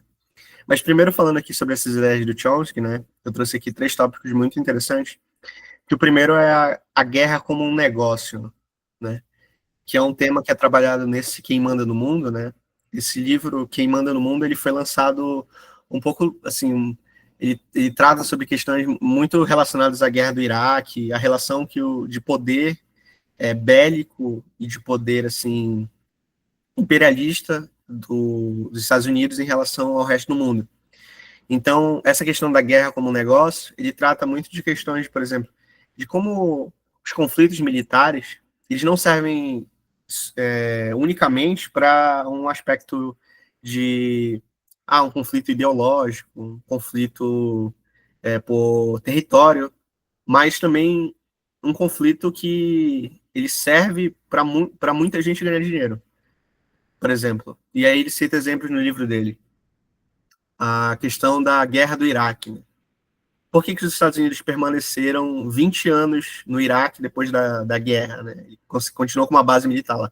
Porque o Iraque é uma enorme fonte de ouro, de petróleo, então tem muitos recursos minerais. E esses recursos minerais que se transformam em dinheiro facilmente.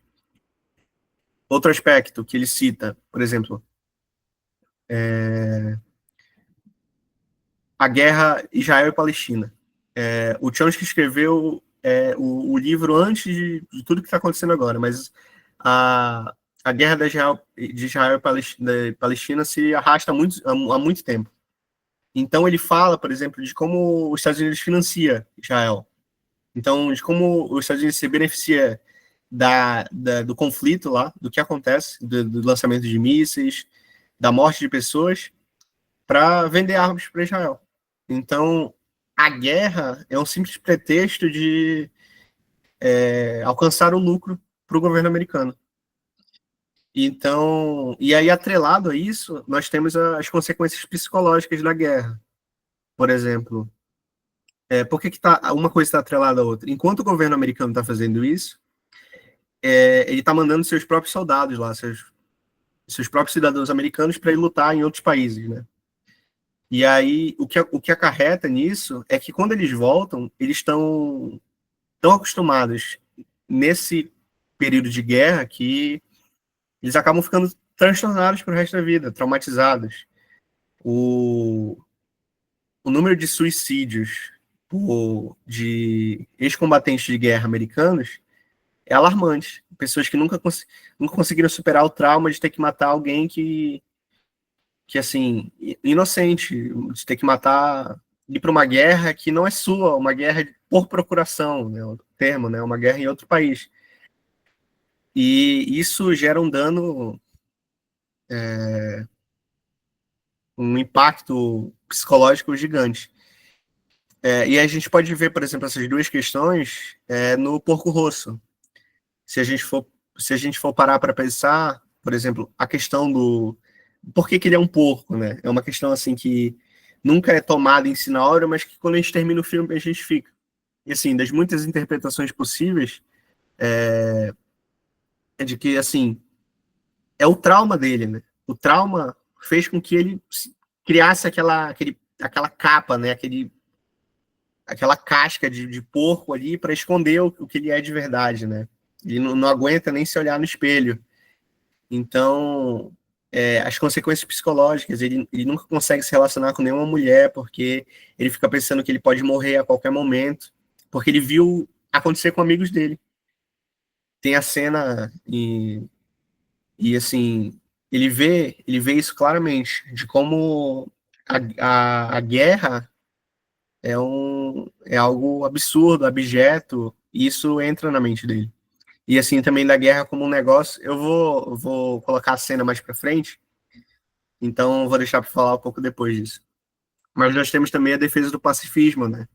Que é algo muito relevante dentro do Porco Rosso, dentro da obra do Chomsky, inclusive, que, por exemplo, o Chomsky sempre exalta uma coisa, uma questão que é de como as guerras, elas, assim, não geram nenhum bem para a humanidade. Então, assim, a gente tem que pensar em soluções, em métodos, em medidas para erradicar as guerras, né?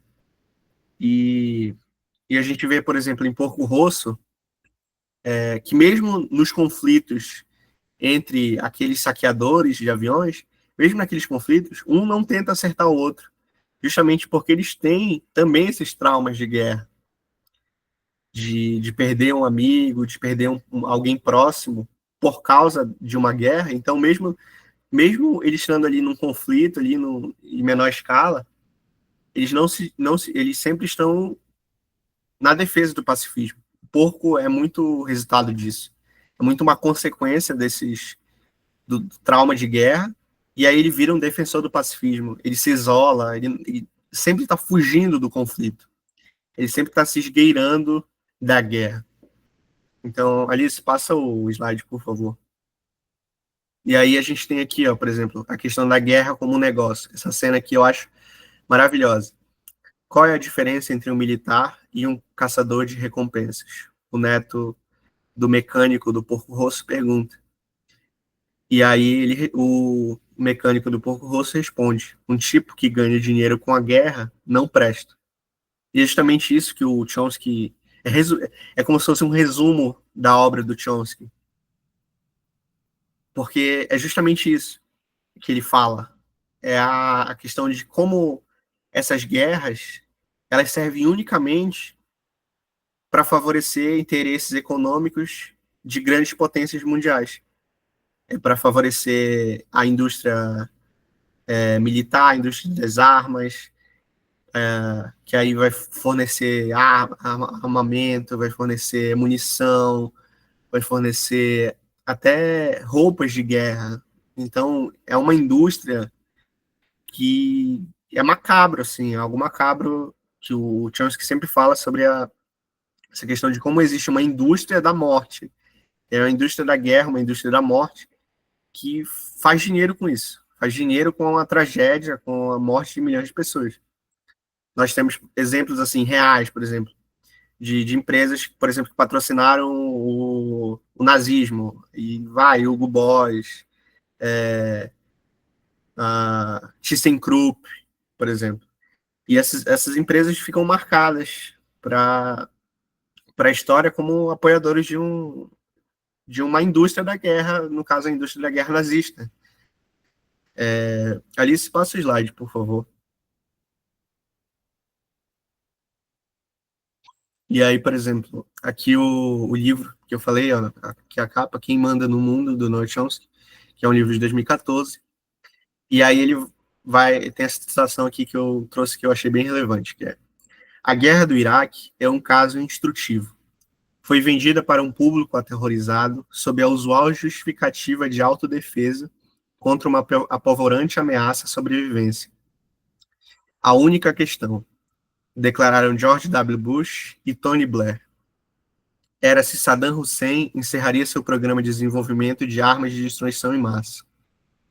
Quando a única questão recebeu a resposta errada, a retórica do governo facilmente mudou para o nosso anseio por democracia, e a opinião pública instruída se comportou conforme o esperado. Então, ele colocou até um ponto aqui que eu ia citar anteriormente, mas acabei esquecendo, que também essa indústria, ela serve, esse apavoramento, ele serve também para vender, fazer uma propaganda até de filmes. Por exemplo, nesse período da guerra ao terror americana, logo após 11 de setembro, há uma série de filmes que retratam como os heróis americanos estavam combatendo o terrorismo ao longo daquele século, assim, no começo desse século, do começo do século XXI. Então nós temos diversos filmes que retratam isso. E na mídia, por muito tempo só se falou sobre isso. Em todo jornal tinha o Osama Bin Laden, era o homem mais procurado do mundo. Então isso virou uma questão tão aterrorizante assim, que, por exemplo, aqui no Brasil, as pessoas não esquecem onde elas estavam no 11 de setembro. Porque de tão o alarde que foi feito sobre isso foi tão grande que as pessoas aqui no Brasil não esquecem o que elas estavam fazendo no 11 de setembro. E aulas foram canceladas em escolas, em universidades, shoppings foram fechados. Então, isso é uma amostra assim, de como que funciona, né? Por exemplo, tudo para eles para os Estados Unidos é muito maior.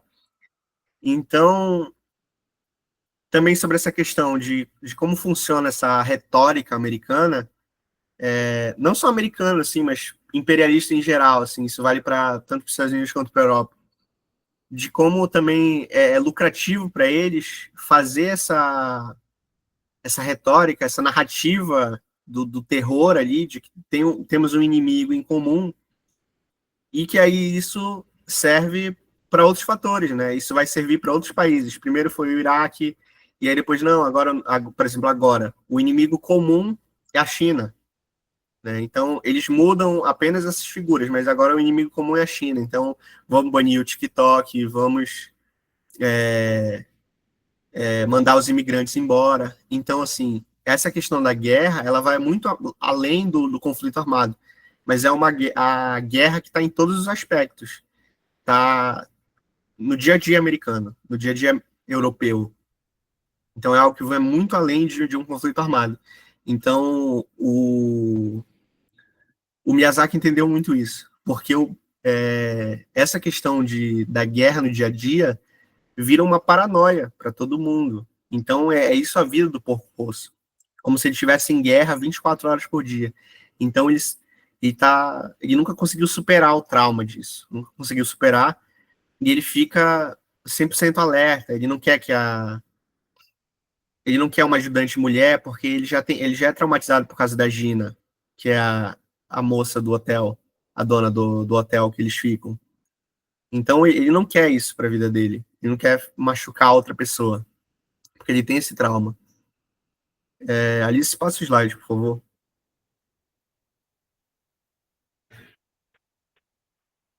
E aí, aqui a gente tem a continuação da fala do Chomsky, que estava escrito no livro. Aqui, ó. Mais tarde, à medida que estava ficando difícil ocultar a dimensão da derrota dos Estados Unidos no Iraque, o governo discretamente admitiu o que já estava claro para todo mundo. Em 2007, a administração anunciou oficialmente que um acordo final deveria assegurar a permanência de bases militares norte-americanas e o direito de operações de combate no país, e privilegiar os investidores estadunidenses na exploração do rico sistema energético do Iraque. Demandas abandonadas somente com muita relutância em face da resistência iraquiana, e tudo mantido bem escondido da população em geral. Isso aqui o Chomsky disse em 2014 no livro Quem Manda no Mundo. E assim, fica muito claro novamente o que eu falei sobre a guerra como um negócio.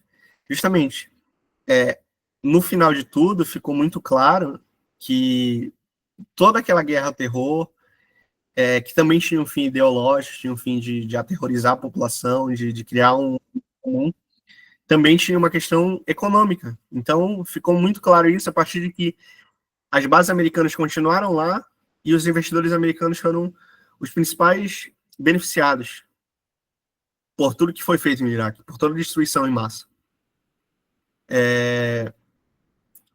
E aí a gente vai ver em Porco Rosso, por exemplo,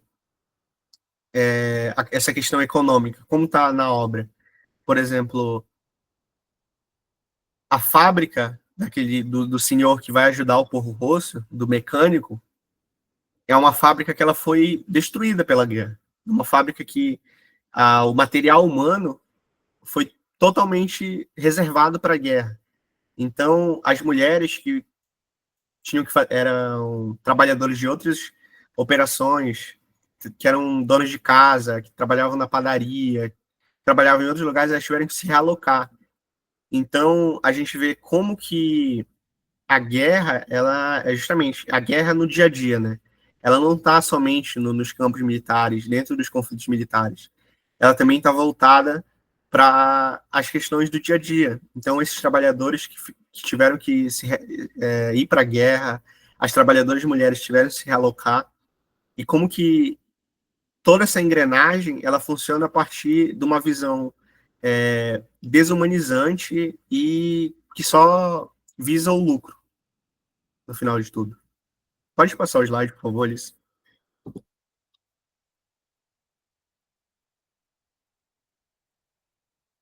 Bom, e aí eu trouxe aqui uma questão um conceito do Walter Benjamin, e aí eu vou falar um pouco sobre história.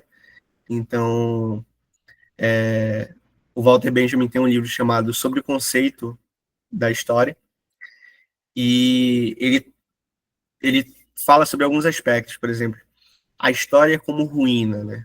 Então, a história não só como esse conceito de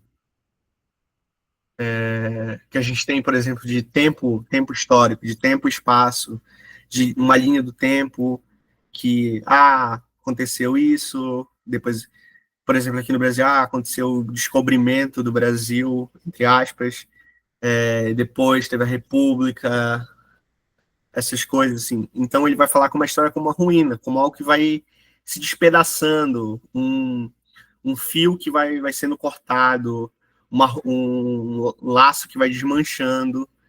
Então ele vai falar a história como ruína. E a gente e como assim, por exemplo, ele cita, por exemplo, como os aspectos do final do século XIX, a gente tem, por exemplo, o fim da escravidão. Então ele vai dizer que, por exemplo, o fim da escravidão ele vai desencadear outros processos e aí outros conflitos e outras medidas que vão levar a outro caos. Ele coloca a escravidão como um caos e aí o fim da escravidão e aí a gente pensa que vai a partir disso vai surgir algo melhor, vai surgir algo novo que vai beneficiar todo mundo, mas ele entende que sempre a gente vai estar preso no caos. Então, acaba a escravidão, começa a exploração do trabalhador de outra forma.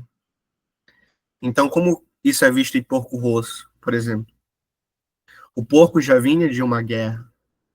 E a partir do momento que acaba aquela guerra que ele participou, que não é totalmente citado no filme, explicado no filme, mas assim, a gente entende que ele lutou na Primeira Guerra. E então ele aparentemente vai ter um processo de prosperidade, mas não é isso que acontece. Vem outra guerra logo em sequência. E ele nunca consegue ficar totalmente em paz. Então a gente entende um processo no Porco Rosso, justamente da história como ruína, que o processo histórico ele sempre vai tender ao caos, ele sempre vai estar voltado ao caos. Mas aí, sempre em momentos como esse, sempre é importante ter a arte como resistência, que é o segundo ponto que eu coloquei aqui. Por exemplo, o hotel lá, que é o bar da Gina, ele serve como um lugar de resistência para aqueles, um local de resistência. Por quê? Porque tem música, porque tem as pinturas, a Gina canta, dança, então toda aquela performance artística, ela funciona como um suspiro, um alívio para eles. Então, o Walter Benjamin vai falar, por exemplo, dessa questão aí no período da Primeira Guerra, por exemplo, vai surgir a poesia sobre a guerra, vai surgir os poemas sobre a guerra. Então ele fala muito sobre isso e de como isso ajudou as pessoas a sobreviverem naquele momento. É justamente sobre o terceiro ponto, que é encontrar a beleza no caos. É o Porco Rosso, no meio de tudo aquilo, ainda ter a Gina, conseguir encontrar a Gina no meio de tudo aquilo, ainda ter a figura da Gina como algo positivo, como algo benéfico para ele. É você encontrar a beleza no caos. Alice, passa o slide, por favor. E aí, aqui, ó, o livro que eu falei aqui, ó, sobre o conceito da história. E aí aí eu peguei a citação que diz aqui, ó, a tradição dos oprimidos nos ensina que o estado de exceção em que vivemos é, na verdade, a regra geral. Precisamos construir um conceito de história que corresponda a essa verdade. Nesse momento, perceberemos que nossa tarefa é originar um verdadeiro estado de exceção. Com isso, nossa posição ficará mais forte na luta contra o fascismo.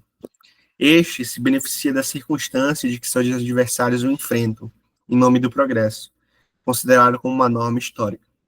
O assombro com o fato de que os episódios que vivemos no século XX ainda sejam possíveis não é um assombro filosófico. Ele não gera nenhum conhecimento, a não ser o conhecimento de que a concepção de história da qual emana, semelhantemente assombro, é insustentável. E a gente vê justamente sobre aquilo que eu estava falando, sobre como a gente já vive constantemente no estado de exceção. num estado de caos, constantemente. Então, a gente vê ali o Porco Rosso. Ele está vivendo num período da Segunda Guerra Mundial, num período de ascensão do fascismo na Itália, do nazismo na Alemanha. Então, ele tenta fugir de tudo isso. Ele tenta ser a exceção, né? Porque a gente vê que, na verdade, aqui o que o próprio Benjamin fala, que o estado de exceção é a regra geral. Então, isso, na verdade, é um estado de regra, né? Então, o Porco Rosso ele tem que ser a exceção de tudo isso. Não só o Porco Rosso, mas todos aqueles que convivem com ele. Todos aqueles outros personagens, eles têm que ser a exceção da regra. Eles têm que viver a sua vida como exceção. Eles têm que lutar contra o fascismo. E isso fica muito claro. Eu coloquei a cena logo após. Pode passar o slide, Alice, por favor. Eu coloquei, por exemplo, aqui, ó. Melhor um porco que um fascista, que ele fala para o amigo dele militar, né? É justamente sobre isso, é de ser a exceção à regra, é de combater a regra geral do estado de exceção, é de combater tudo isso que está posto na sociedade. No caso, o amigo dele, ele está numa posição super confortável, ele fala, não, porco, se você deixar de ser assim, você pode se tornar um militar, eu posso te trazer para os nossos, e vai ficar tudo bem. Mas não vai ficar tudo bem, vai ficar tudo num lugar comum, no lugar da regra. E o porco não quer isso. O porco é a exceção. Passa o slide, por favor, Alice. E é isso, gente. Muito obrigado por prestarem atenção. Esse foi o fim da nossa exposição. Ainda vai ter uma sessão de perguntas. Obrigada, pessoal. Muito obrigada quem acompanhou até aqui. A gente passou um pouquinho do nosso horário, então queremos nos desculpar por termos passado aí do horário. Bom, quem ainda estiver disposto a conversar, a gente vai fazer algumas perguntas e eu já vou direcionar para os participantes, tá bom? Não vou falar diretamente com os ministrantes, então eu espero que vocês respondam. A primeira é, vocês assistiram o filme? E se vocês assistiram, o que vocês acharam? Coloquem aí no chat, ou podem falar também no microfone, só levantar a mãozinha e falar. O que vocês acharam desses filmes? E se vocês assistiram, qual é o favorito de vocês? Vou aguardar a resposta de vocês.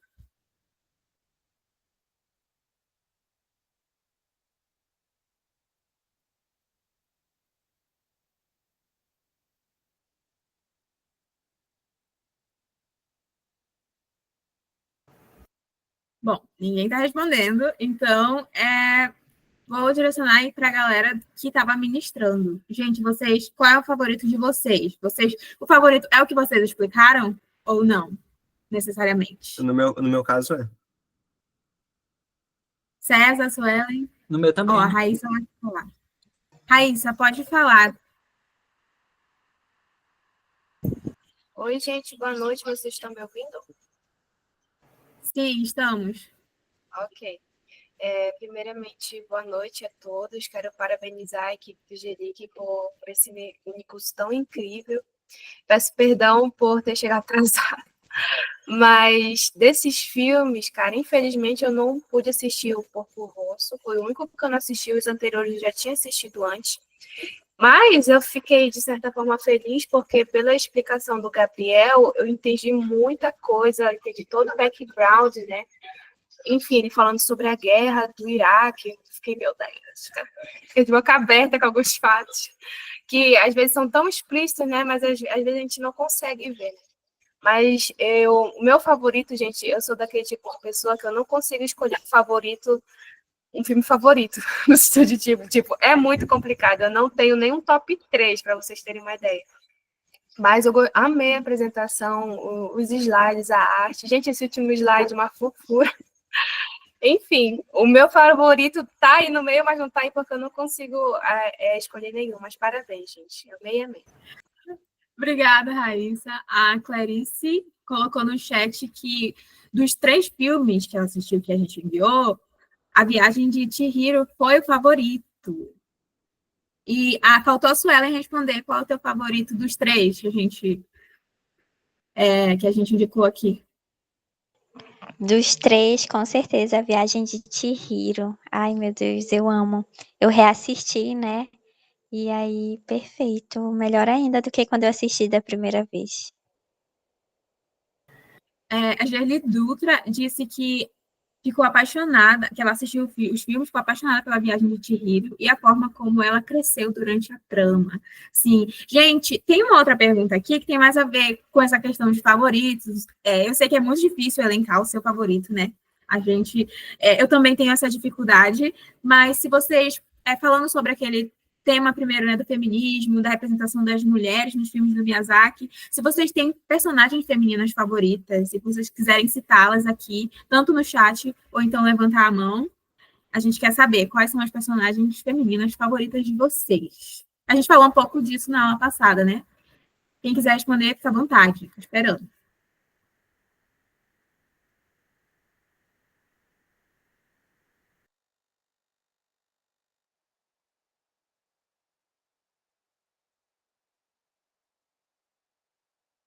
A Jéssica Laura comentou no chat que foi muito interessante todo o percurso do minicurso. Entender os filmes além do ponto de vista do entretenimento é muito legal. Foi maravilhoso participar. Obrigada, Jéssica. A Raíssa diz que Kiki e Pony Líder divas. A Amanda Lee diz que não assistiu os filmes até então, mas gostou muito das explicações. Aproveita para assistir, que agora você tem todo esse background aí, você vai gostar, tenho certeza. Vamos para a última pergunta, então, para a gente encerrar nossa discussão. Estamos chegando quase às 9 aqui, então, a pergunta é, por que vocês acham que o cinema do Miyazaki ele pode ser analisado como um conteúdo político? A gente falou aqui de feminismo, a gente falou de questões ambientais, a gente falou sobre antibelicismo. Por que você acha que o cinema do Miyazaki tem toda essa questão política, ele pode ser analisado dessa forma? Alguém, por favor, nos responde enquanto eu leio o chat. Levanta a mãozinha aí ou escreve no chat, tá bom? A Joeli disse, a Chihiro, certeza, tão corajosa, tendo que lidar com tanta coisa nova em um outro universo, falando sobre o personagem favorito. Gabriel Marinho levantou a mão, é o Feijão. Pode falar, Feijão. Eu não queria te atrapalhar, Alice. Não, falar. Eu acho que é porque, assim, sobre essa questão, né? É porque eu acho que, tipo, tem um mal entendido sobre o cinema. Eu acho que porque, por ser a arte mais popular de todas, assim, entre todas, a pintura, a literatura, o cinema é sempre mais rebaixado, né? Muita gente considera o cinema apenas entretenimento, nem chega a ver como uma arte em si. Então as pessoas pensam, não, eu vou ver um filme só para me divertir, só para chorar, só para rir, só para sentir alguma emoção, mas não conseguem enxergar que uma obra possa ter um cunho político. Isso não só nas obras do Miyazaki, né? Mas assim, do Estúdio Ghibli em geral, mas assim, especificamente sobre as obras do Miyazaki, a gente tratou aqui, né? Pô, como é que vai falar que uma obra como Princesa Mononoke, que o César falou, né? Como uma obra dessa não é politicamente engajada na defesa do meio ambiente? Como é que os diálogos, a própria questão da encenação, o enquadramento que o Miyazaki realiza em cada cena, como não vai dizer que isso não é filmado politicamente?